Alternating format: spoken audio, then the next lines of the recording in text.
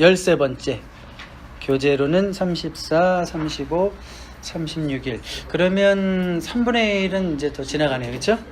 오늘 공부할 범위 한번 볼까요?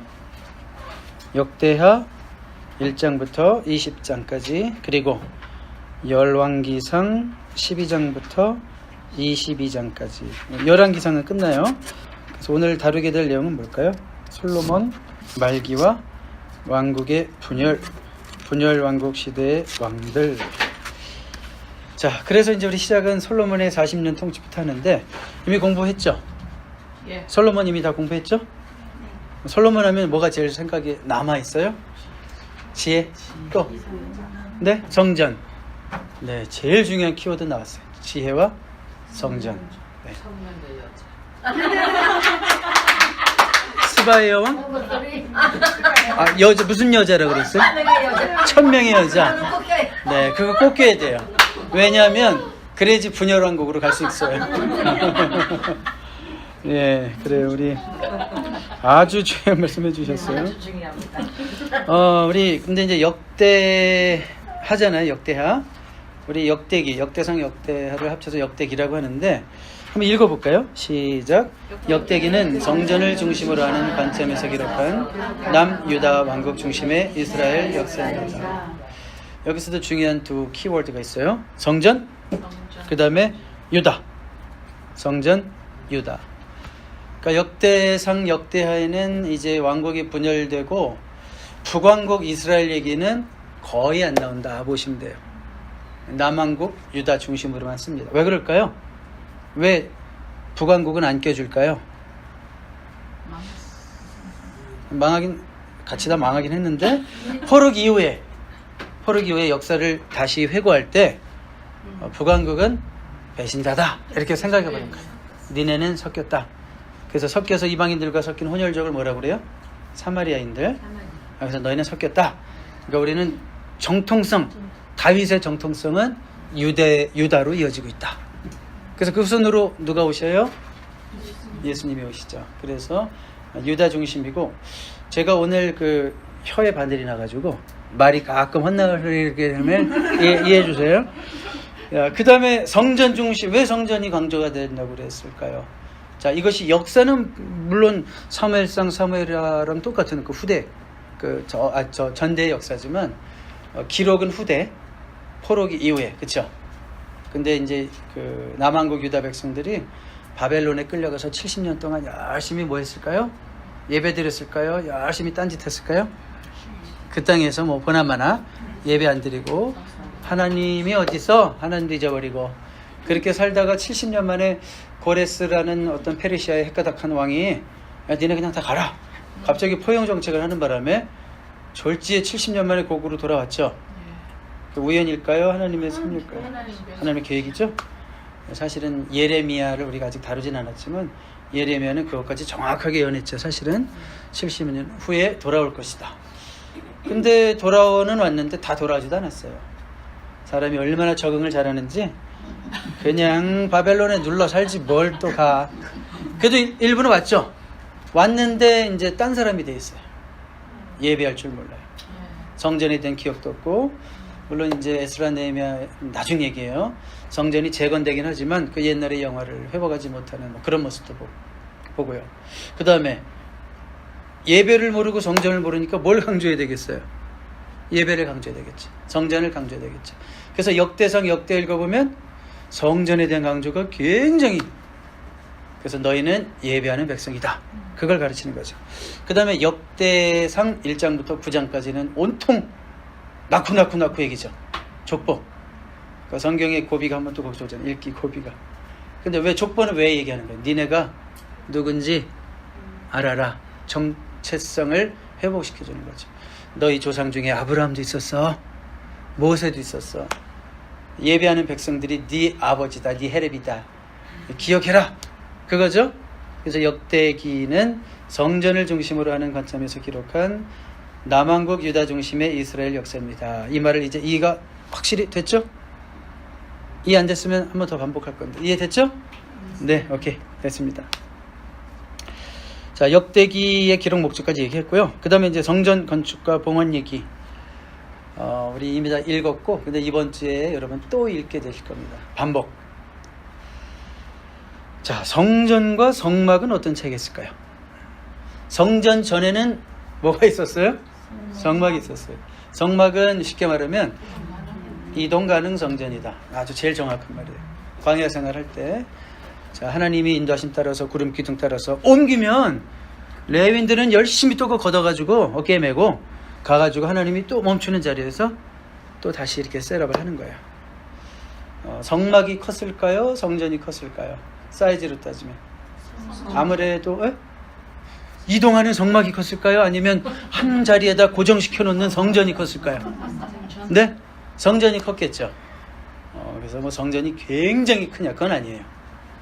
성전이 여러분 사는 집이 다 틀리겠지만 식구 수에 따라서 2,700 스퀘어 피트 정도밖에 안 돼요. 건평으로만 따지면.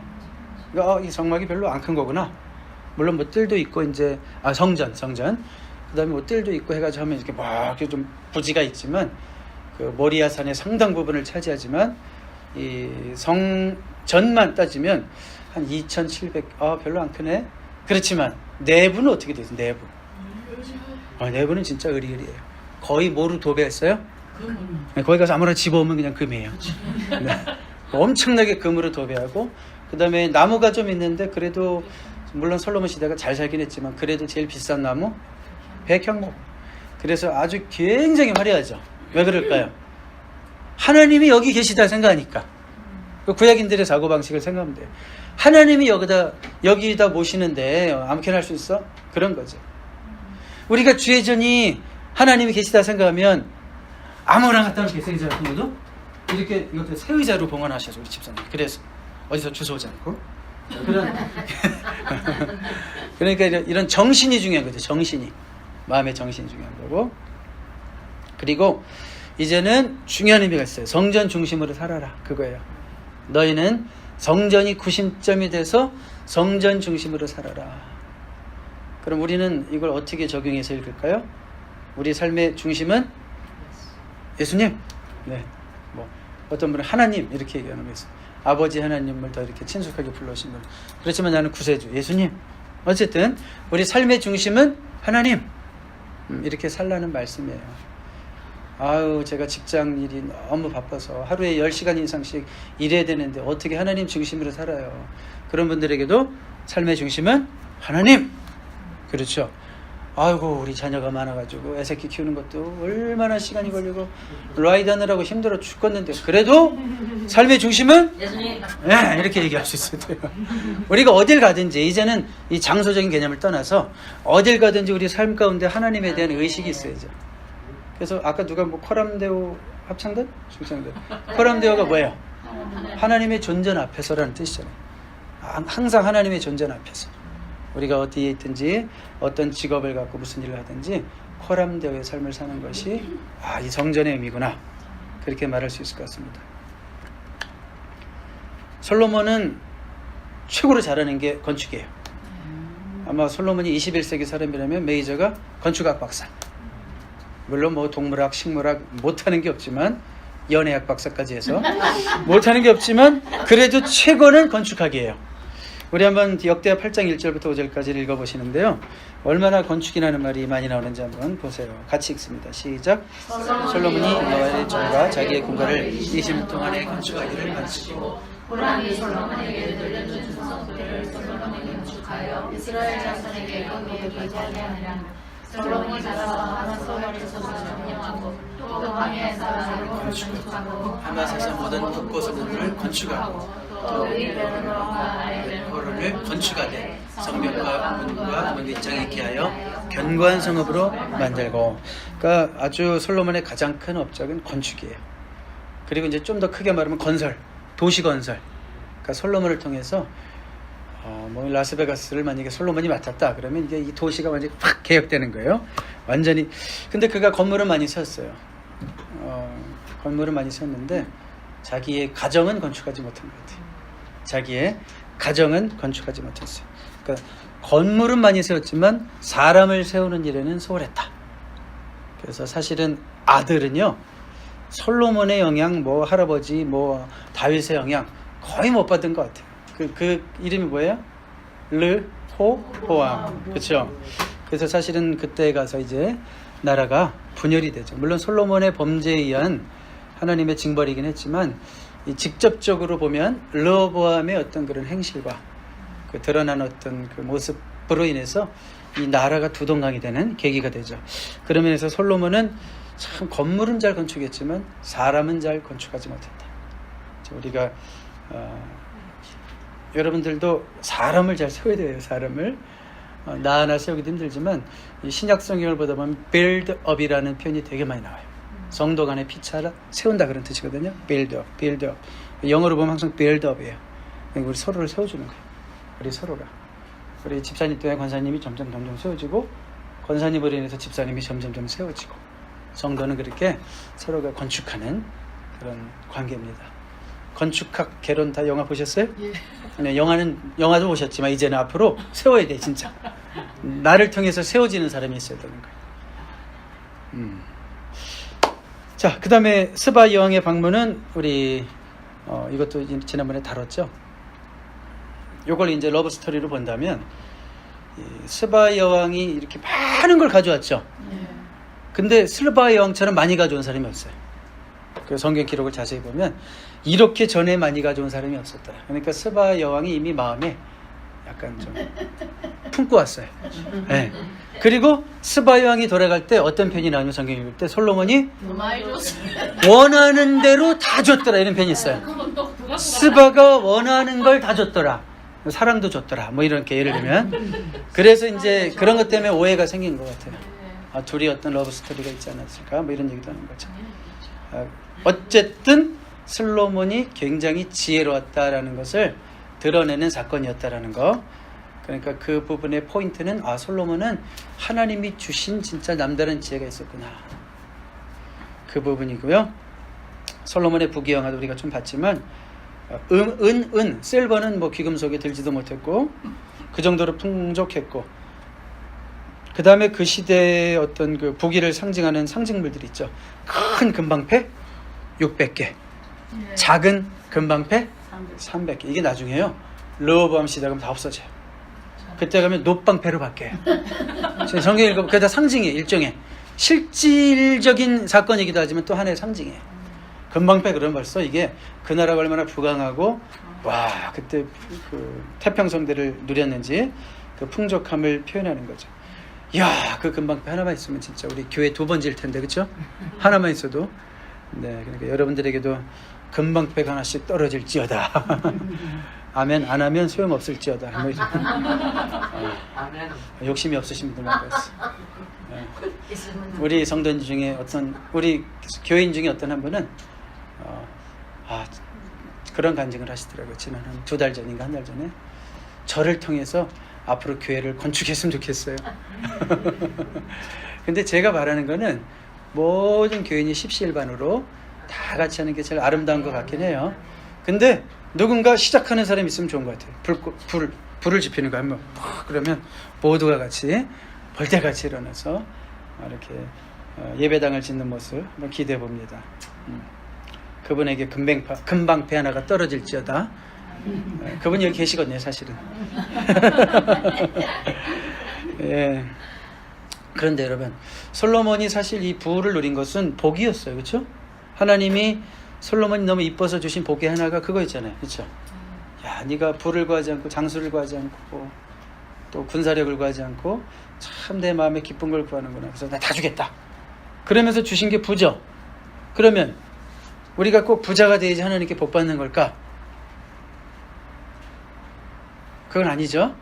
네, 그건 아니고 구약의 모든 교훈들은 저는 그렇게 봐요. 우리 신약에 오면 신령한 복이 더 중요해요. 신령한 복, 영적인 복. 그러니까 모든 우리가 누릴 수 있는 복을 시청각적으로 보여주는 게 구약이에요.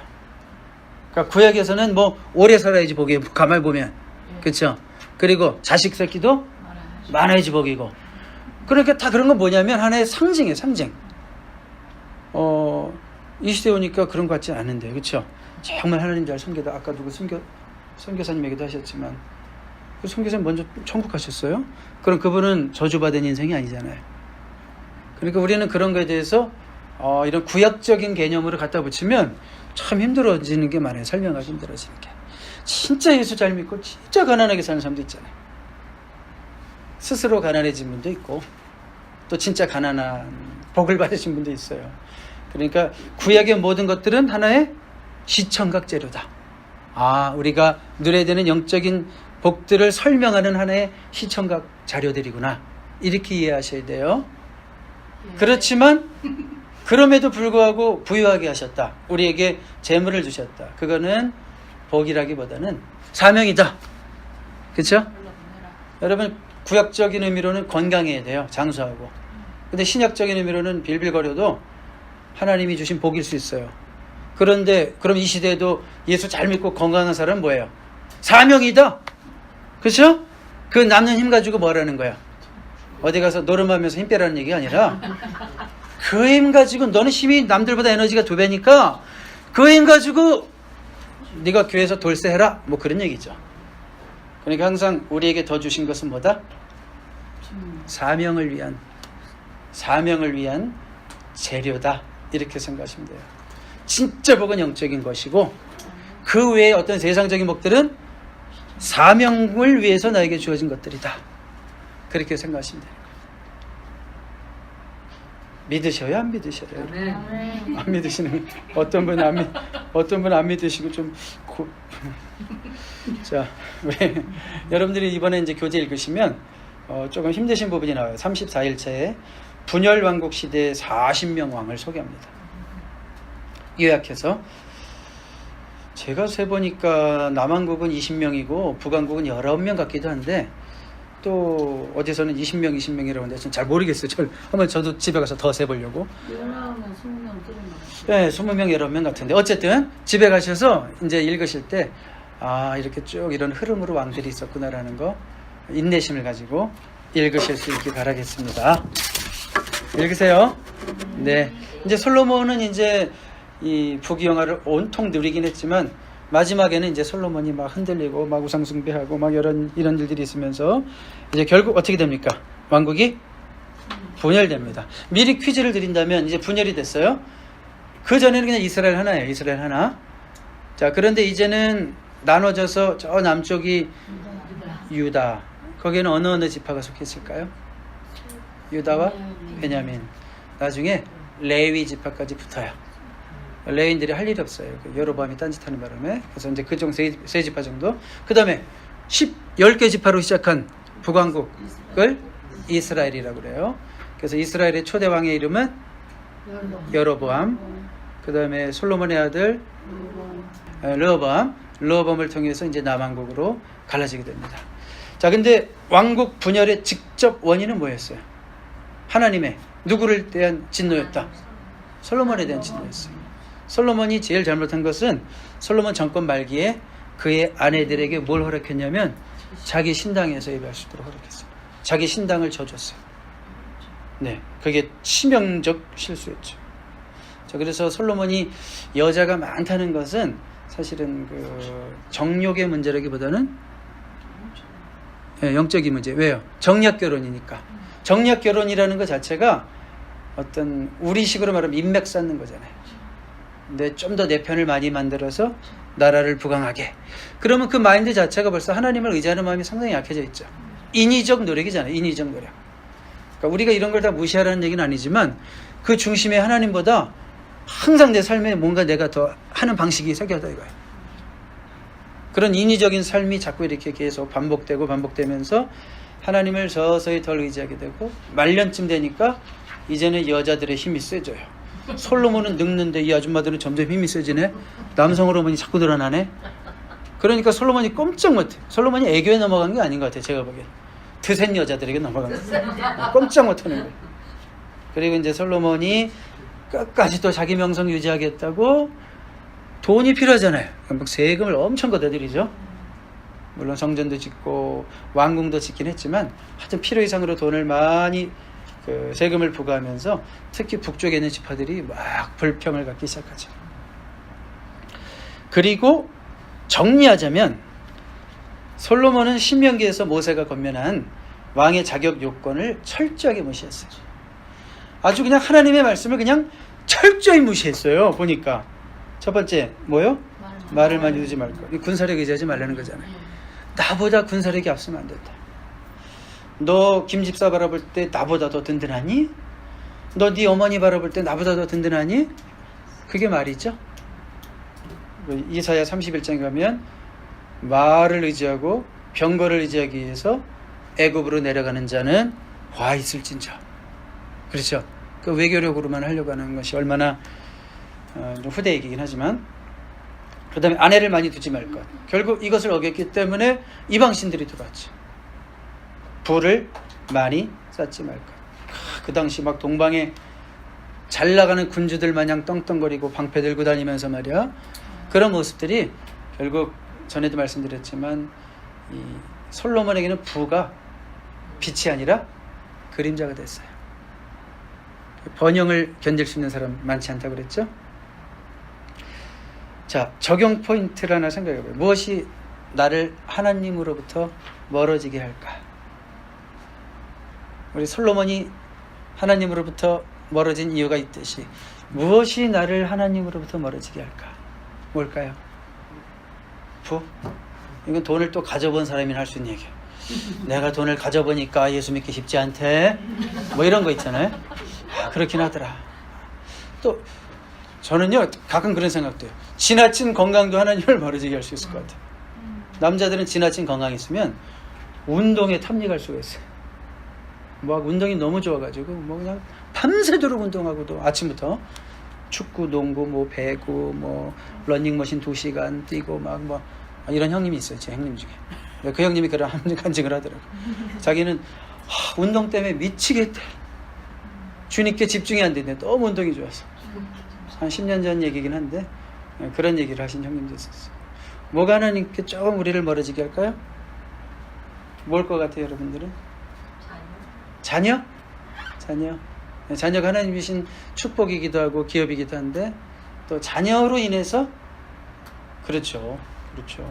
충분히 그럴 수도 있죠. 학교 보내야죠. 유학 보내야죠. 네. 저기 가서 또 아이를 시켜야죠. Whatever you do it for the glory of God. 무슨 일을 하든지 하나님의 영광을 위해서 하면 되는데 너무나 넘쳐서. 말은 그렇게 하지만 내 속마음을 들여다보면 자녀에게 너무 기울어져 있는, 만약 하나님이랑 자녀 둘 사이 하나 택해 그러면 이거 택할 것 같은, 왠지 부인할 수 없죠. 네. 자녀, 황금 택하라 그러면 못 택할래요. 그러니까 우리 마음이 진짜 그 현실적인 맞닥뜨림이 생길 때는 그렇게 흔들릴 수 있는 우리다라는 것을 우리가 늘 인정해야 될 것 같아요. 그래야지 우리가 하나님으로부터 멀어지지 않겠구나. 자, 그럼 여로보암 얘기를 잠깐 할까요? 여로보암이 이제 반란을 하는데 그 좀 배경이 있어요. 르호보암이 조금 지혜롭지 못한 행동을 하죠. 르호보암이 왕이 돼서 제일 먼저 한 일이 뭘까요? 원로들이랑 한번 이렇게 앉아서談판을 벌이는 얘기를 합니다. 원로들을 무시했죠. 원로들은 뭐라고 제안했어요? 우리 저 부왕께서, 그 아버님께서 너무 우리 힘들게 했는데 이 르호보암 왕은 좀 부드럽게 좀 백성들 말도 좀 들어주고, 그 다음에 결정적으로 이런 얘기 했어요. 잘 섬겨주세요. 그러면 그 모습 보고 온 백성이 당신을 섬길 겁니다. 이런 얘기가 나와요.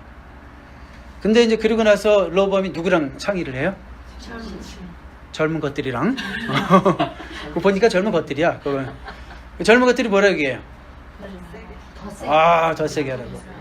그래서 이제 나중에 르호보암이 이런 얘기하지. 야, 내 새끼손가락이 우리 아버지 허리보다 굵어. 뭐 이러면서 막 이제 더 이제 고생. 근데 여러분 가만히 생각해 보면 젊은 사람들은 인생을 놓고 보면 인생의 봄, 여름, 가을, 겨울을 다 못 살아봤어요. 사실은. 그러니까 나이가 죄송하지만 저분도 아직 아니야. 한 40대 중반 넘어가면 인생의 봄, 여름, 가을 정도가 한 번씩은 지나가는 것 같아요. 한 번쯤. 인생이 이렇게 막 70이 가까우시잖아요. 그러면 인생의 봄, 여름, 가을, 겨울을 거의 한 두 번씩은 이렇게 겪어요. 근데 나이가 뭐 20대고 뭐 30대 초반이고 그러잖아요. 그럼 인생의 뭐 자기 나름대로는 고난을 겪은 것 같지만 인생의 진짜 봄, 여름, 가을, 겨울을 다 못 겪어봤어요. 그러니까 균형 있는 시각이 조금 약할 수는 있겠죠.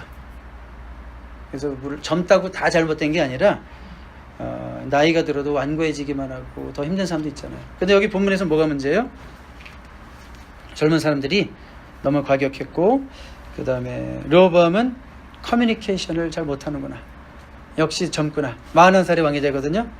역시 41살도 젊구나. 누가 41살이에요 지금? 39? 그쵸? 39, 36, 39. 몰라, 난 나이도 까먹었어요. 근데 어쨌든 아직 젊구나. 자, 그런 일이 있어요. 그러니까 백성들이 이제 불평이 생긴 거예요. 그랬을 때 기회를 잡은 사람이 누구예요? 민심을 싹 타가지고 민심을 확 뺏은 사람? 여로보암이라 이거죠. 그래서 반란을 일으킵니다. 그래서 이제 아까 얘기 드렸듯이 나라가 이렇게 둘이 쏙 갈라졌어요. 자, 근데 여로보암이 어떤 일을 하냐면 아주 또 머리를 씁니다. 우리 한번 같이 읽어볼 거예요. 열왕기상 12장 12장 32절 33절입니다. 시작. 유다의 절기와 비슷하게 하고 제단의 가운데 베델에서 그와 같이 행하여 그가 만든 송아지에게 제사를 드렸으며 그가 친 산당의 제사장을 베델에 세웠더라. 그가 자기 마음대로 정한 꽃들을 제달 15째 날로 그의 자신을 위하여 절기를 정하고 베델에 사는 제단의 사냥하여. 네, 여기 지금 옐로로 하이라이트한 게 두 개가 있죠. 뭐예요? 비슷하게. 또 하나는 자기 마음대로. 이제 머리를 쓴 거예요. 백성들이 뭐 나라는 갈라졌지만 예배는 원래 어디서만 하게 돼 있어요. 그 구약에는 예루살렘 성전. 그러니까 북쪽 사람들이 명절만 되면 또 다 내려올 거 아니에요.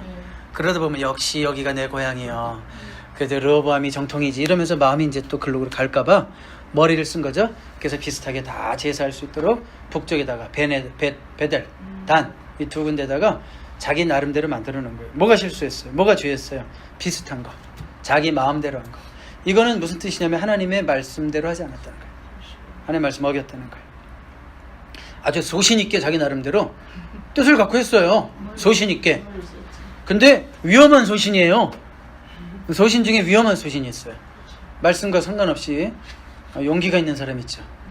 아주 위험한 용기예요. 비슷한 것이 악입니다. 때로는 여러분 기독교 이단들은요 다 비슷해요. 심지어 아주 영적 분별력이 있지 않으면 모를 수도 있어. 우리가 그 정체가 잘 드러나질 않아요. 비슷하지만 결정적으로 잘못되는 게 숨어 있죠.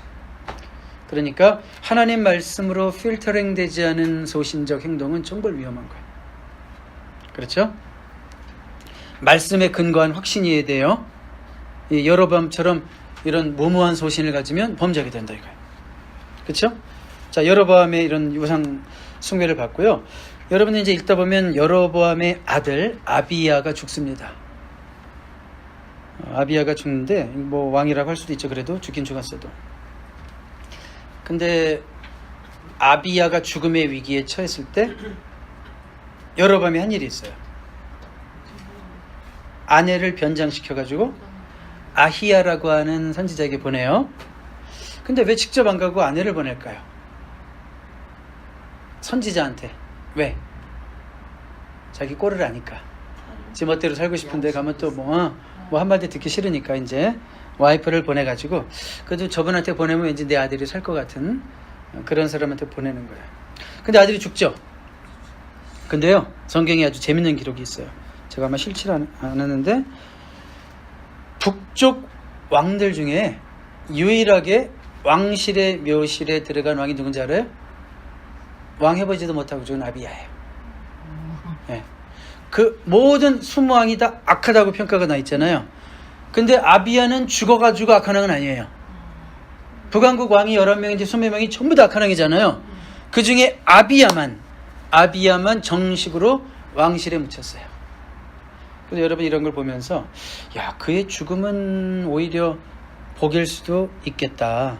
그렇죠? 아마 왕이 됐으면 분명히 타락했겠죠? 그 북왕국의 흐름을 보니까 분명히 타락했을 거예요. 야, 타락하기 전에 죽었으니까 야, 장수만이 축복은 아니구나. 그렇죠? 장수만이 축복은 아니구나. 여러분 링컨 대통령 혹시 싫어하는 분 있어요? 싫어하는 분은 없죠. 링컨 대통령. 링컨이 몇 살 사셨어요? 총 맞기 전까지? 56세. 아주 적게 산 건 아니지만, 근데 만약에 링컨이 80까지 살았다. 오늘날의 링컨이 되었을까? 뭐 이런 생각 안 들어요? 처음에는 뭐 노예 해방운동 잘 하다가 나중에 링컨이 변심했더라. 그래서 내가 이 전쟁 일으킨 걸 평생 후회한다. 그러면서 다시 노예제를 회복해야 된다. 이랬을지 누가 알아요? 그러니까 어떻게 보면 링컨은 그때 그냥 빵 총 맞으니까 이 미국 역사에 계속해서 영웅이 되는 것 같아요. 장수만이 축복은 아닌 것 같아요. 우리 그리스도인의 죽음은 요한계시록 읽다 보면 그런 말씀 읽어보셨어요? 성도의 죽음이 복되도다? 네. 그러니까 우리 이건 벌써 이거는 세상적인 것과 전혀 이건 틀린 거잖아요. 그렇죠? 하지만 여러분들은 오래 사십시오. 할 일이 많으신 분들 같으니까 오래 사십시오. 그렇지만 우리가 성경적으로 봤을 때 꼭 장수만이 축복은 아니겠구나. 뭐 일찍 가신 분들, 병 걸리신 분들, 뭐 이런 분들에 대해서 정죄의 눈을 갖는 것은 진짜 불신앙적인 비성경적인 생각입니다. 그렇죠? 자, 여로보암 얘기는 여기까지 하고요. 여로보암 한마디로 무슨 왕이다? 좋은 왕이다? 악한 왕이다? 악한 왕이다. 아주 악한 왕의 대명사고요. 나중에 가면 이제 여로보암 2세가 나오거든요. 아주 그 사람은 이제 극치예요. 악한 왕의 극치. 자, 그 다음에 이제 우리가 이제는 아사 왕을 보겠는데요. 아사 왕은 북쪽 왕일까요? 남쪽 왕일까요? 어우, 잘하시네요. 저는 두 분만 알 줄 알았는데 거의 다 대답하셨어요. 아사는 남왕국 유다의 3대 왕. 3대 왕. 네, 3대 왕이고요. 근데 이제 아사 왕이 돋보이는 이유가 있습니다. 다 악한 왕들이었어요. 아사가 통치할 때, 41년 동안 통치할 때 북쪽에 7왕이 지나갔거든요. 여로보암 투 아합. 아주 죄다 그냥 악질들이 지나갔어요. 그러니까 그 중에 이 남쪽의 아사가 돋보이는 거예요. 여러분, 북쪽 그 7왕들 막 지나가죠. 심지어 딱 7일만 왕한 왕도 있어요. 그 중에 심의 안 하고 말지, 그렇죠? 일주일 7일. 자, 근데 다윗 그 아사에 대한 평가를 한번 우리가 읽어볼까요? 왕상 15장 11절 시작. 아사가 그의 조상 다윗같이 여호와 보시기에 정직하게 행하여. 누구와 같이? 다윗과 같이. 이게 선한 왕과 악한 왕을 나누는 기준이죠. 그 사람이 바로 다윗입니다. 여러분, 다윗을 절대로 만만하게 보시면 안 돼요. 우리 어떤 분들은 그래요. 뭐 다윗이나 나나 뭐 다윗도 뭐 간음도 하고 살인도 하고 거짓말도 하고 다윗이나 나나. 근데 이 말씀 보니까 아닌 것 같아요. 우리 15장 5절 한번 읽어볼까요? 시작. 이는 다윗이 햇사람 우리의 일 외에는 평생에 여호와 보시기에 정직하게 행하고 자기에게 명령하신 모든 일을 어기지 아니했습니다. 그래요. 완벽한 사람은 아니지만 그 일 외에는 하나님의 그 절대적인 기준으로 봤을 때도 야, 넌 진짜 정직하게 행했다. 자신 있어요? 여러분, 이 정도? 우리 김 집사님 23살 때 그거 한 가지 빼놓고는 내가 너는 100% 인정해. 이 얘기잖아요. 조금 자신 없죠? 아닌데 23살 말고 26살 때도 거짓말을 2번 했고 27살 때 대편 미워서 싸웠고 이런 일들이 있을 수도 있잖아요. 우리는. 그러니까 여러분, 다윗을 만만하게 보시면 안 돼요. 정말 존경해야 되는 분이에요. 그래서 이 기준이에요. 이제 선한 왕. 특별히 근데 다윗이 기준이 될 수 있었던 것은 뭐냐면, 다윗은 어떻게 보면 인간적이기도 하고 어떻게 보면 흠도 있지만 정말 그 하나님을 추구하는 그 모습이에요. 추구하는. 하나님 떠나지 않아요. 죄 가운데도 하나님 찾고 어떤 상황 속에서 하나님 찾는 그 모습, 그게 하나님 보시기에 마음이 합한 거예요. 아사의 개혁을 우리가 조금 볼까요? 우리 역대하 15장 8절 읽기 전에 아사가 개혁하는 얘기들이 이제 성경에 쭉 나오는데 그 여러 가지 있지만 아주 유명한 거 있어요. 아사의 할머니가 아주 우상숭배, 골수 우상숭배자예요. 태우의 자리에서 폐위시켜버렸어요. 할머니를. 인간의 정을 초월하는 개혁이었죠. 저희 아버지가 처음에 선교사님을 만나서 영어 공부를 하다가 예수를 믿게 됐어요. 예수를 믿고 나니까 제일 먼저 제일 안타까웠던 분이 누굴까요? 전도하고 싶었던 분이 어머니였어요. 어머니는 아주 극성스럽게 귀신을 섬기는 분이었어요. 근데 아무리 얘기해도 안 되고 그래가지고 아버지가 어머니를 집에서 쫓아내고 뭐 그럴 수는 없잖아요. 근데 아버지의 파워도 없고. 그러니까 아버지가 할 수 있는 일은 무엇이었을까? 혈서를 썼어요. 칼로 다 손가락을 잘라가지고. 그래가지고 피로 뚝뚝 떨어뜨리면서 어머니가 못 가시는 천당 나 혼자 가는 것 부려요 하면서 십자가를 막 그리다가 졸도해버렸어요. 피를 너무 흘려가지고.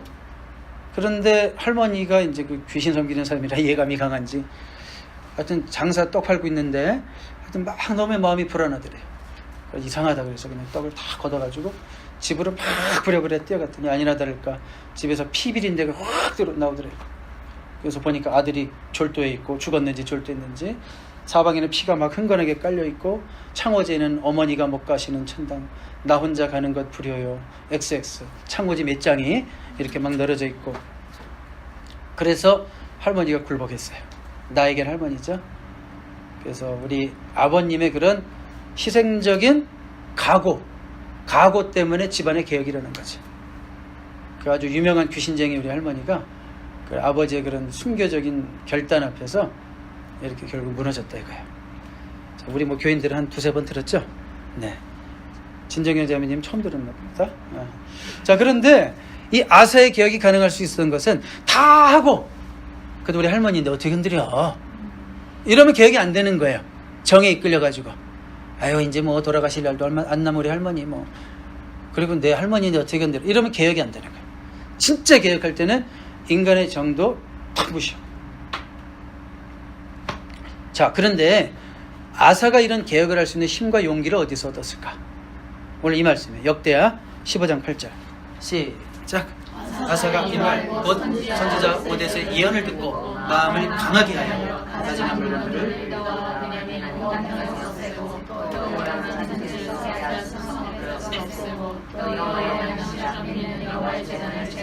예, 여기 보니 선지자 오뎃의 예언을 들었다 그랬죠. 오뎃. 근데 여러분들이 성경을 좀 자세히 읽어보면 오뎃의 아들 아사랴 아사랴의 설교입니다. 근데 그런 거 있어요. 그냥 성경 읽다 보면 내 아버지가 다윗이면 나도 다윗이 되는 경우가 있어요. 성경에서는. 그래서 그냥 오뎃이 대표가 돼가지고 오뎃이라고 했는데 정확하게 보면 이제 아사랴예요. 자, 중요한 건 뭐예요? 개혁할 수 있는 힘과 용기를 누구에게 얻은 거야? 오뎃에게, 아사랴에게. 설교를 잘 듣고, 그러니까 설교 한 편 잘 듣고 용기를 얻어서 결단했다. 그런 생각해 보세요. 그러니까 다윗에게는 다윗을 늘 이렇게 격려도 하지만 자극해 줄 수 있는 나단이 있었다면 여기 지금 아사에게는 누가 있었어요? 오뎃의 아들인 아사랴가 있었다는 거죠. 그러니까 이런 영적인 멘토가 얼마나 중요한지 알겠죠. 이 나라의 큰 개혁을 스스로는 할 힘도 없어요. 용기도 없어요. 근데 아사랴가 불과같이 막 설교하고 막 그 말 듣고 이제 아사랴가 마음에 감동을 받고 그런 용기를 단행할 수 있었다는 거예요. 여러분 서로에게 그런 용기를 줄 수 있는 위대한 입술이 되시기를 주님의 이름으로 축복합니다. 북왕국은 망합니다. BC 722년 아시리아에 의해서. 마지막 왕의 이름은 호세야. 선지자 이름과 동명이 있는데 다른 사람 호세야. 자, 그리고요 남왕국은 망하고 70년 만에 귀환했잖아요. 북왕국은 망해가지고 귀환했어요, 안 했어요? 그런 얘기 없어요? 그럼 북왕국은 망해가지고 막 흐트러지죠. 아시리아가요 분산 정책을 써요. 그래가지고 그 이스라엘 사람들이 있는 데다가 저 이방인들 막 갖다 심죠. 막 저 나라 이 나라 저 나라. 그래서 좀 아까 말씀드렸지만 섞여서 나온 그 민족이 뭐라고 그랬어요? 사마리아 사람들. 그래서 여러분들이 예수님 이제 당시 신약 성경 읽다 보면 저 북쪽 사람들 되게 미워하죠. 남쪽 사람들이. 저 사람들은 저 700년 전에 저 섞이고 신앙의 절개를 다 버린 사람들이고 막 이런 얘기 하잖아요. 고마운 줄 모르고. 사실은 그들이 방패막이 해준 거 아니에요. 어떻게 보면 북쪽에서 미리 다 방패막이 해줬으니까 자기들이 버텼지 뭐. 남쪽이라고 별 볼 일 있겠어요? 똑같은 상황이었으면 고마운 줄 모르고. 예수님은 그 땅을 막 통과해서 가시죠. 사마리아 여인 한 여인을 구원하시기 위해서. 그런 어떤 민족의 편견을 깨시고 그 어떤 장벽을 깨시는, 신분의 장벽을 깨시는 예수님 모습을 보죠. 이렇게 북왕국은 망합니다. 자, 그러면 이제 우리가 이제 북왕국을 망했다고 우리가 이제 결론을 이미 내렸지만 망하기 직전에 많은 일들이 있었죠. 하나님이 항상 기회를 주신다는 거 아시죠? 네, 특별히 북왕국 시대 중에서 제일 악한 왕으로 여러분들이 알고 있는 왕이 누구예요? 아합이죠. 그리고 그 안에 이세벨, 아주 유명한, 아주 생각만 해도 징그러운 여자, 우리 이세벨. 근데 이세벨이 사실은 되게 미인이었다는 얘기가 있어요. 이세벨이 그 페니키아 여자인데, 그 역사의 기록에 보면 베니게, 성경에 보면 두로, 시돈, 다 그게 다 페니키아예요. 우리식으로 말하면. 그런데 아주 미인이었나 봐요. 그래서 그렇게 파워가 있었던 것 같아요. 인물값 하느라고. 네, 우리 한번 좀 이따 봅시다요.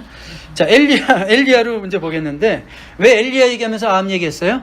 엘리야가 언제 활동했다는 거예요? 아합이랑 겹친다 이거예요. 이게 의미가 있죠. 이렇게 악한 왕이 있을 때, 너무 어려울 때 하나님은 선지자를 보내시는 거예요. 이건 너무 막 나가니까 균형을 잡으시는 거예요. 하나님도 어떤 면에서. 엘리야라는 사람을 보내시는 거예요. 근데 엘리야는 문서를 남겼어요, 안 남겼어요? 본인 이름으로 엘리야 전서, 엘리야상, 엘리야 이런 거 없죠. 그래서 이런 선지자를 교재에서 분류했어요. 행동을 통한 선지자. 그 다음에 이제 말씀을 통한 선지자들은 말씀을 남긴 선지자 많죠? 이사야, 예레미야, 에스겔, 다니엘, 호세야, 아모스 너무너무 많죠.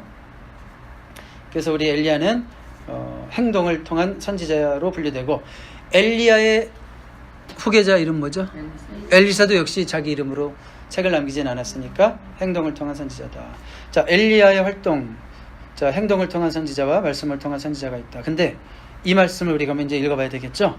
시작. 하나님은 역사가 전환되어야 할 시점이라고 판단하실 때 선지자를 보내어 직접 역사에 개입하심을 볼 수 있습니다. 이게 중요한 거예요. 자, 시대가 어려울수록 예언자적 외침이 강해져야 되는 거예요. 어떤 면에서 그 솔로몬의 어떤 전기, 중기 정도? 그때는 사실은 예언자가 거의 필요 없는 시대. 다윗이 다 쌓아놓고, 이제는 뭐 그냥 평화롭고, 백성들도 그냥 뭐 특별히 그렇게 문제 없고, 말기부터는 좀 문제가 있지만, 그때는 예언자가 필요 없어요. 근데 막 르호보암 시대 오고, 뭐 또 왕들이 이제 갈라지기 시작하고, 악한 왕 오고 이러니까 예언자들이 활동하는 거예요. 그러니까 이 시대가 어두우면 어두울수록 예언자적인 외침을 할 수 있는 그런 종들이 필요한 거죠. 여러분 한 분 한 분이 그런 예언자적인 입술이 또 되셔야 할 줄로 믿습니다. 아멘이죠? 네. 자, 우리 엘리야에 대한 바른 이해를 좀 했으면 좋겠는데, 엘리야 얘기를 이제 잠깐 하겠어요. 엘리야는 열왕기상 17장부터 19장까지 주로 나와요. 근데 여러분 엘리야 그러면 제일 먼저 생각나는 사건이 있을 거예요. 네? 제단. 번제단 위에 하늘에서 불을 내린, 그리고 나중에 3년 반 동안 비가 오지 않는 땅에 비가 오게 하고, 또 승천할 때도 막 병거 타고 막 회오리 바람으로 불회오리 바람 올라가고. 그러니까 우리는 그런 모습을 보면 이제 엘리야는 한마디로 와, 능력의 사람. 그래서 이제 우리 어떤 분들은 제일 좋아하는 게 그 열왕기상 18장 갈멜산에서 그 막 불 떨어지는 거. 엘리야, 주여 나에게도 이 능력을 주옵소서 막 이러잖아요. 그것만 되게 좋아해요. 자, 그런데 그 능력은 누구 거예요, 사실은? 이렇게 물어볼게요. 그 능력은 지속적이에요? 우리가 열왕기상 18장 다음이 몇 장이에요? 19장에서 어떤 모습을 봐요? 죽여달라고. 로뎀나무에 누워서 죽여달라고. 우울증에 걸려서 자살 충동이 일어나인, 막 극도로 절망에 빠져 있고 약해져 있고, 평상시에는 진짜 사자라도 때려잡을 것 같은 그분이 이세벨의 말 한마디에 무서워서, 이런 표현이 있죠? 네? 그러니까 우리는 엘리야의 능력이 지속적이 아니다라는 걸 알 수 있겠죠? 야고보서 5장 16절 이따 읽겠지만, 엘리야도 우리와 성정이 같은 사람이구나. 그래서 여러분, 그 능력은 자신의 것이 아니고 하나님이 주신 능력이고, 그러니까 우리는 엘리야를 너무 영웅시하는 데 초점을 맞추는 게 아니라, 그런 우리와 성정이 같은 엘리야를 이렇게까지 쓰실 수 있는 하나님께 초점을 맞춰야 되는 거죠. 아멘입니까? 네. 그래서 사실은 우리가 엘리야 스토리를 가만히 보면 18장이 있기 전에 17장이 되게 강조가 돼야 돼요. 17장은 무슨 내용인지 아시죠? 그리 시냇가로 가라. 뭐 하려는 거예요? 거기 가서 어떻게 밥 벌어 먹고 살라는 거예요? 까마귀가 갖다 주는 거 먹고 살아라. 그 뭐예요? 하나님만 철저하게 의지하는 훈련을 시키시죠. 이거는 진짜 이거 말도 안 되잖아요. 내가 이 건강 있는데 왜 일도 안 시키고 하나님 뭐 하시는 겁니까? 아니 한번 나만 의지하고 한번 살아봐. 진짜 살 수 있나 없나. 그리고 나중에는 누구한테 가라 그래요? 사르밧에 있는 과부 얻어먹으래요. 그 사람한테 가서. 근데 사르밧 과부가 뭐라고 얘기해요? 아이고 마지막 한 그릇 남았는데 그거 뺏어 잡수러 오셨어? 이러잖아요. 그래도 당신이 하나님의 종인 걸 알고 제가 한번 그렇게 시키는 대로 해보겠습니다. 그럴 때 그 집안이 풍요해지는 그런 역사를 보죠. 먼저 하나님을 철저하게 의지하고 순종했더니 또 뭐 그 집에 아들이 죽네요. 아들이 죽으니까 어떻게 해요? 하나님 이 사람이 어떤 사람인데 아들을 죽이십니까? 자기 목숨을 아끼지 않고 나를 살린 사람인데 하나님 이러실 수가 있습니까? 막 간절히 막 기도하잖아요. 그렇죠?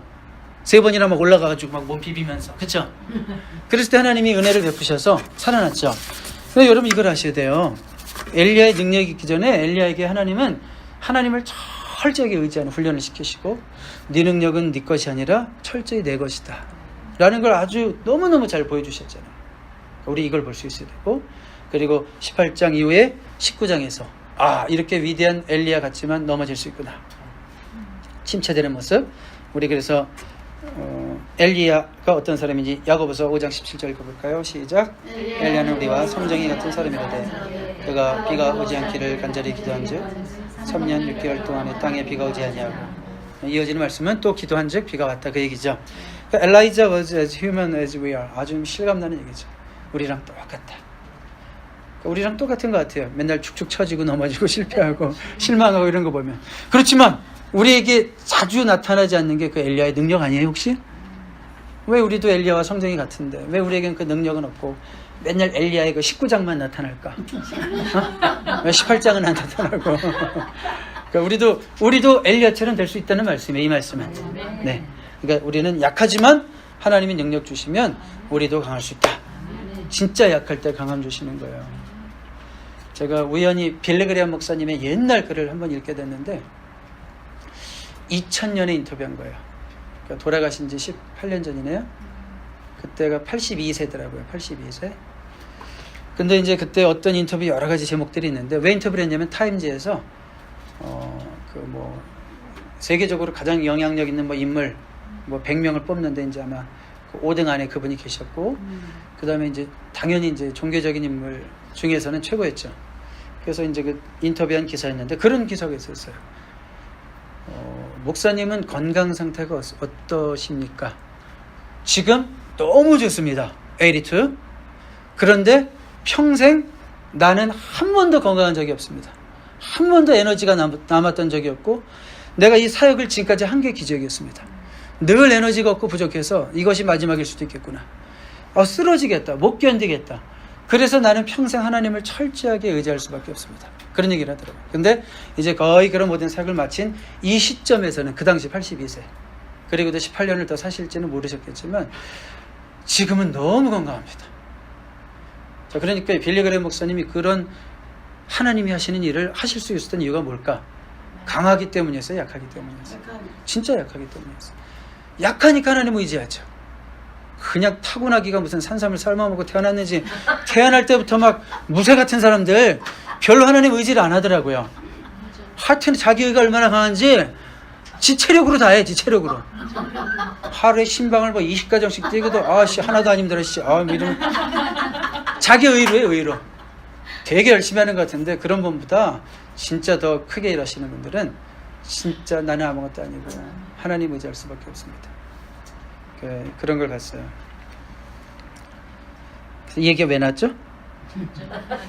우리와 성정이 같은 사람이지만 빌리그레암도 엘리야도 우리처럼 약한 면이 있고 연약함이 있지만 하나님이 능력 주시면 할 수 있다. 그 얘기인 줄로 믿습니다. 어떻게 회복됐어요 근데? 두 구절 한번 읽어보세요.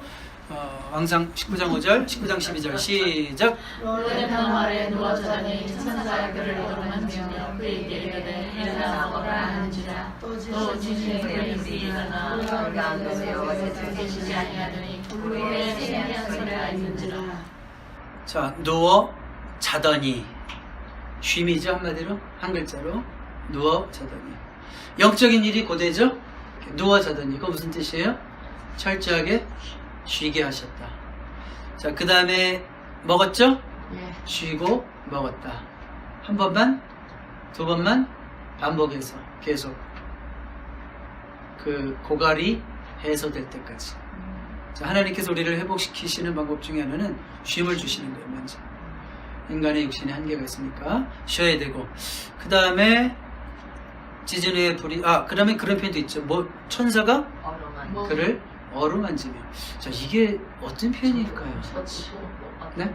터치. 터치. 그러니까 하트 같은 거 위로해 주시는 거. 터치. 뭔가 가슴에 탁 터치되는 거. 위로해 주는 거. 네. 나 그냥 막 문자적으로 해석하고 싶은 거 알아요? 맞았다 그러잖아. 천사가 마사지 해준 거 아닐까? 천사가 화육해서 마사지 해준 게 아닐까? 450불짜리 마사지가.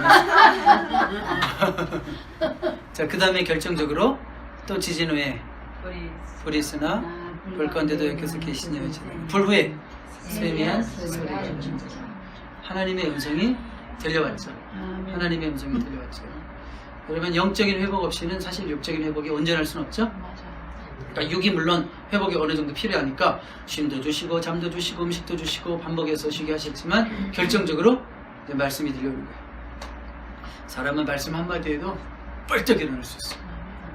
죽었던 자가 그냥 시무룩하고 막 얼굴이 그냥 근심 걱정에 빠져서 새카맣게 된 사람이 하나님 말씀이 제대로만 한 말씀만 꽂히면 벌떡 일어날 수 있어요. 그게 하나님의 위로 방법이었어요. 근데 더 이상 불 같은 건 없었어요. 지진 없었어요. 갈멜산 체험 더 이상 없었어요. 그거 자꾸 그러니까 바라지 말라는 뜻 같지 않아요? 하나님, 나 예수 처음 믿을 때 그 강렬한 체험 1년에 한 번씩만 주셔서 안 돼요. 안 되거든요. 네. 그러면 교만해지고 교주 될까봐 절대 안 주셔요. 교주. 절대 안 주세요. 그래서 하나님은 오히려 세미한 음성으로 말씀하시는 거예요. 자, 그리고 이제 여기 책에서 중요한 말씀 하시는데 우리 한번 같이 읽어보겠습니다. 시작. 극도로 절망에 빠진 엘리야에게 하나님이 7,000명의 신실한 자를 남겨두시고 하나님 나라 회복운동은 계속됨을 엘리야에게 확신시켜줍니다. 사실 엘리야가 낙심했던 가장 큰 이유는 나만 남았거늘이라는 그 두 번의 표현이에요. 그렇게 기적을 보고도 백성들은 또 돌아오지 않고 뭔가 열심히 했을 때 열매가 없을 때 느끼는 그 허탈감, 그쵸? 여러분 진짜 열심히 인생 살았는데 내가 20년 이거 노력했는데 남은 게 진짜 하나도 없어요. 뭐 배신뿐이요, 절망뿐이요.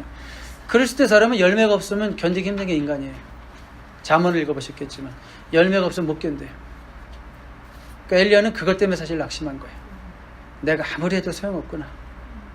내가 이렇게 목숨 걸고 사역한다고 되는 것도 아니구나. 저 백성들 뭐 여전히 우상숭배에 빠져있는 돌아오지도 않는 모습 너무 힘든 거예요. 그러니까 하나님, 이제 됐습니다. 하나님 죽여주세요. 이거죠.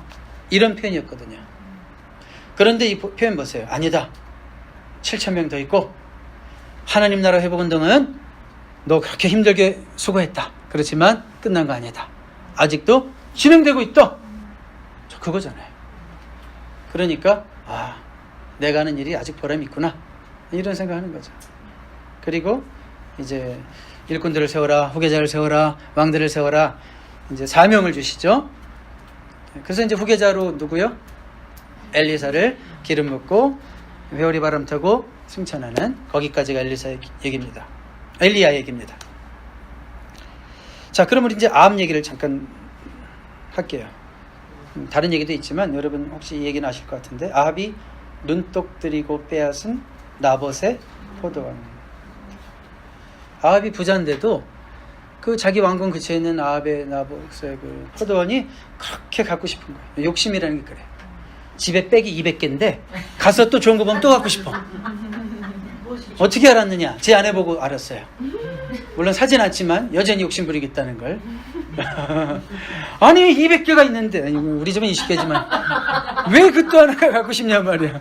그게 욕심이에요. 욕심의 본질이 그래요. 그쵸?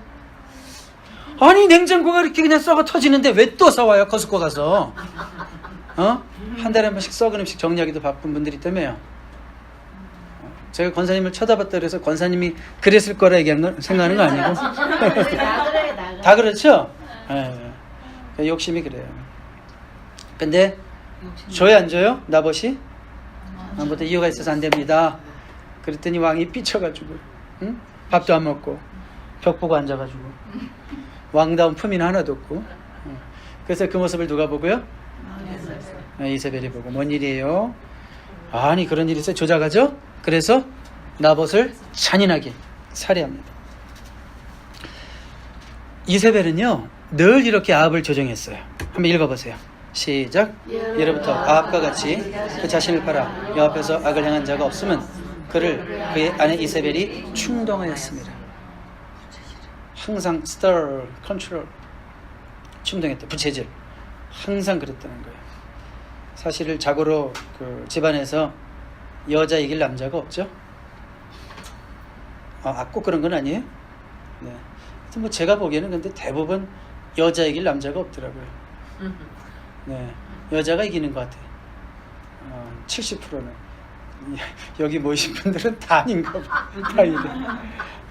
근데 기왕 조정할 거면 잘 조정해야죠. 그렇죠? 이게 뭐 하는 거야 이게? 아주 그냥 범죄하게 하는데 항상 옆에서 이세벨이 참 그렇습니다. 기왕 조정할 거면 집사님 잘 조정해서 더 하나님을 잘 믿을 수 있는 사람으로 잘 조정하시기 바랍니다.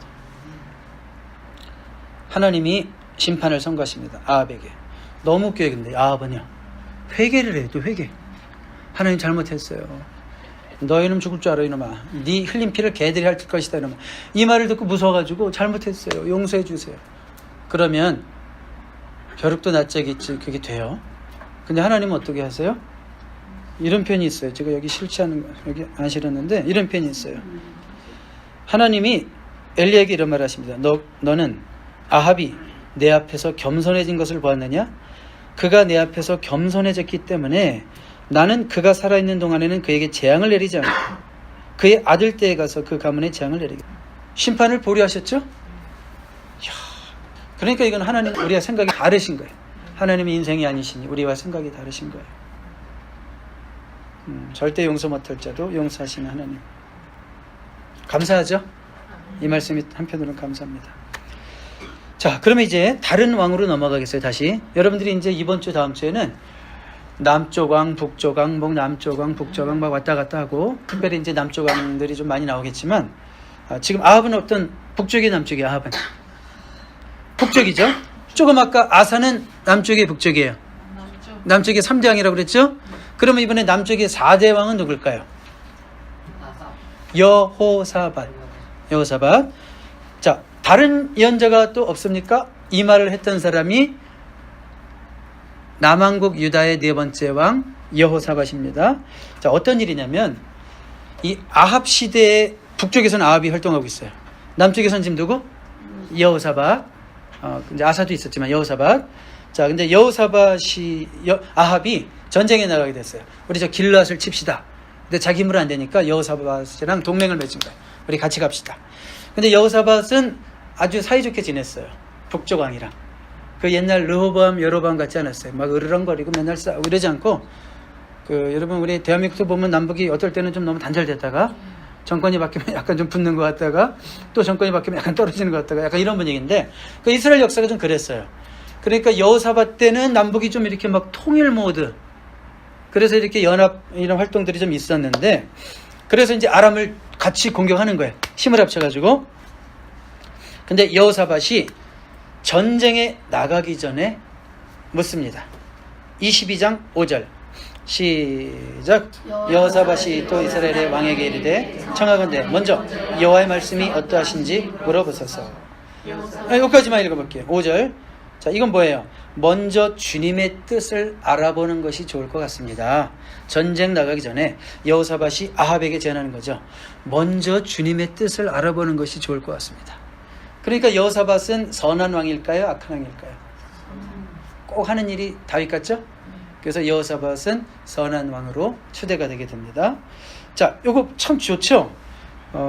먼저 여호와의 말씀이 어떠한지 물어보소서. 여러분 하루를 시작할 때 먼저 하나님께 오늘 하루에 대해서 지혜를 여쭤보고 또 중요한 일을 앞두고 먼저 하나님께 하려는 그런 모습이 있으면 참 좋을 것 같아요.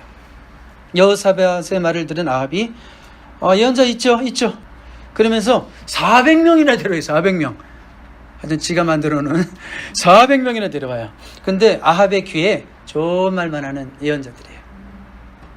그래서 이제 쭉 여러분 읽다 보시면 거짓 선지자들이다, 거짓 영에 사로잡힌 자들이다, 이런 표현들이 있어요. 근데 거기 한 사람이 빠졌어요. 미가야. 미가야는 누구냐면, 말할 것 같으면 입만 열었다면 아합에게 나쁜 얘기하는 사람. 아합이 그러고 있으니까, 우상숭배하고 있으니까 나쁜 얘기가 들려올 수밖에 없죠. 여러분, 원래 내가 불순종하고 있으면 바른 말하는 목사님 얘기가 항상 나에게는 화살이 되잖아요. 그렇죠? 누군가를 막 미워하고 있는 사람에게는 미워하지 말라는 설교를 들으면 나 들으라고 하시는 거야? 이렇게 되는 거예요. 그렇죠? 제가 그런 얘기 드렸잖아요. 헌금 설교 제일 좋아하시는 분이, 헌금을 잘 하시는 분은 헌금 설교 그렇게 좋아하신대요. 헌금을 안 하시는 분들은 헌금 설교하면 목사님 맨날 돈 얘기만 해, 이런데요, 속으로. 그러니까 아합에게는 좋은 소리로 들릴 수가 없어요. 바른 말하는 미가야의 말이. 미가야만 쏙 빼는 거죠. 그랬을 때 7절, 22장 7절 시작. 여호사밧이 이르되 이외에 우리가 물을 만한 여호와의 선지자가 여기 있지 아니하나이까. 이 밖에 우리가 물어볼 만한 예언자가 없습니까? 또 안 계십니까? 그런 얘기죠. 자, 여호사밧은 알았죠? 인원이 많아도 그들을 통해서 하나님의 뜻이 나올 것 같지 않다는 거 알았죠. 그들이 다 어용이고 다 정치 결탁돼 있고 아니라는 걸 알았죠? 그러니까 또 없냐고, 혹시 또 없냐고. 자, 여러분 알아야 돼요. 진리의 기준은 다수결이 아니라 바른 말을 할 수 있는 한 사람이에요.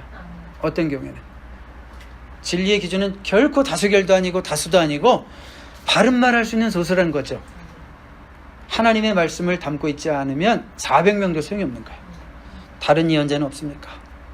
저는 이 질문을 이렇게 던지면서 다른 예언자는 없나요? 그게 꼭 오늘날 현대에 많은 진지한 성도님들, 영적으로 갈급해서 여기저기서 그 생수를 찾아다니는 그 아모스의 기가를 느끼면서 이 시대에 진정한 종은 없는가? 진정한 말씀을 전하는 종은 없는가? 진짜 하나님께 사로잡혀서 진실을 전하는 미가야와 같은 종은 없는가? 찾아다니고 갈급해하고 헐떡거리는, 막 그냥 은혜에 헐떡거리는 꼭 성도들의 모습이 보여요.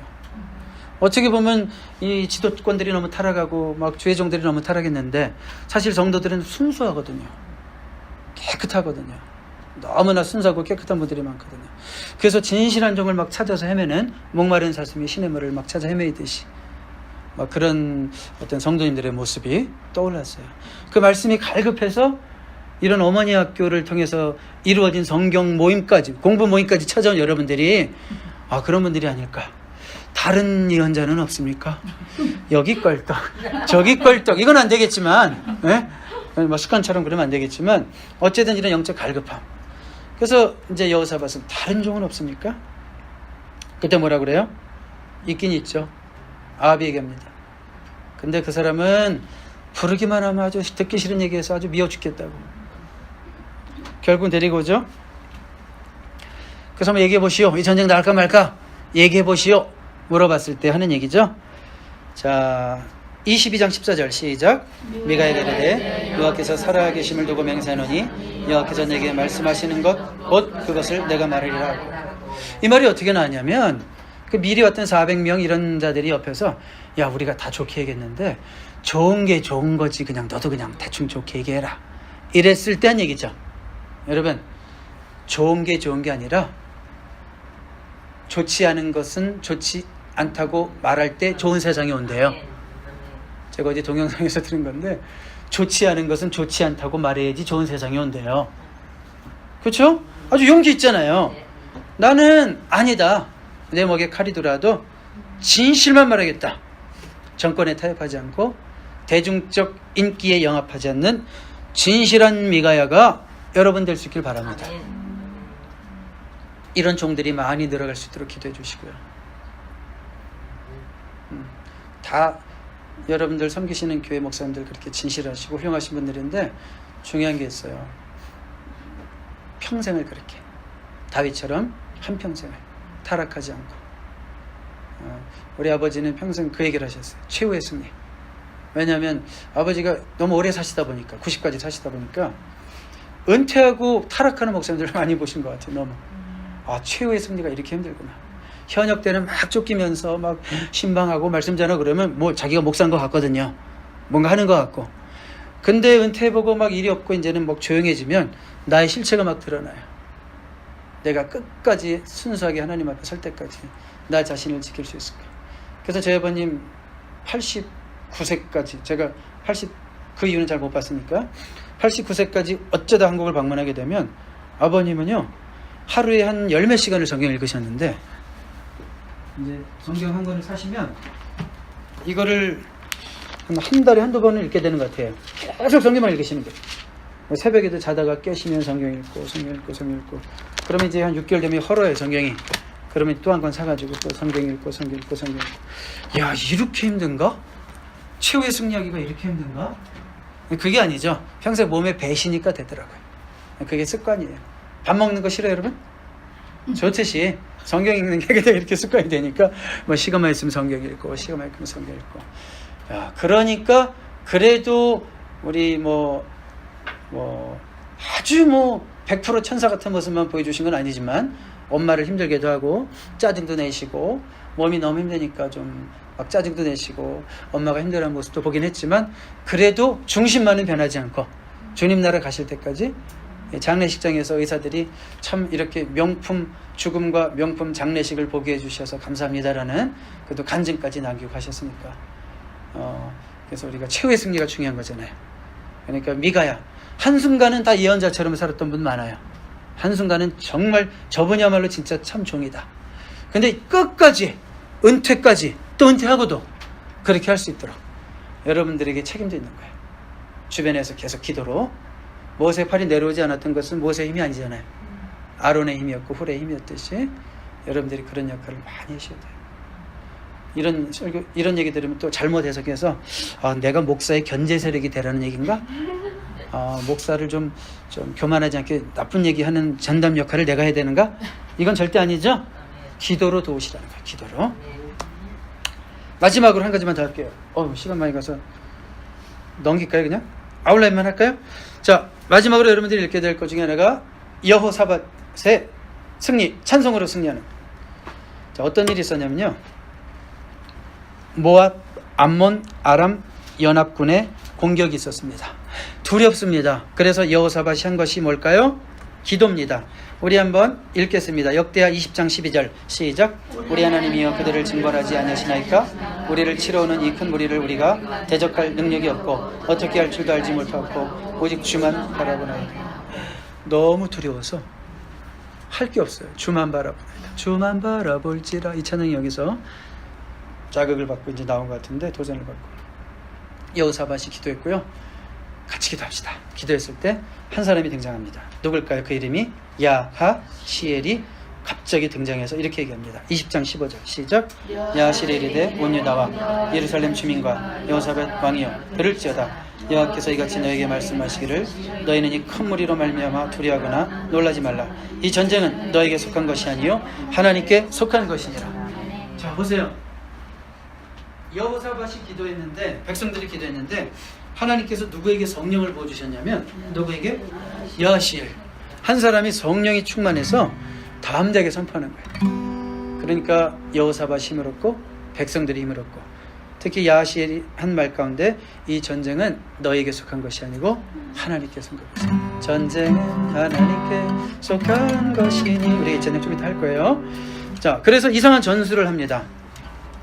그래, 용기를 얻었어요. 그래서 이제 여호사밧이 어떤 전술을 가지고 나아가는지 마지막으로 읽어봅니다. 시작.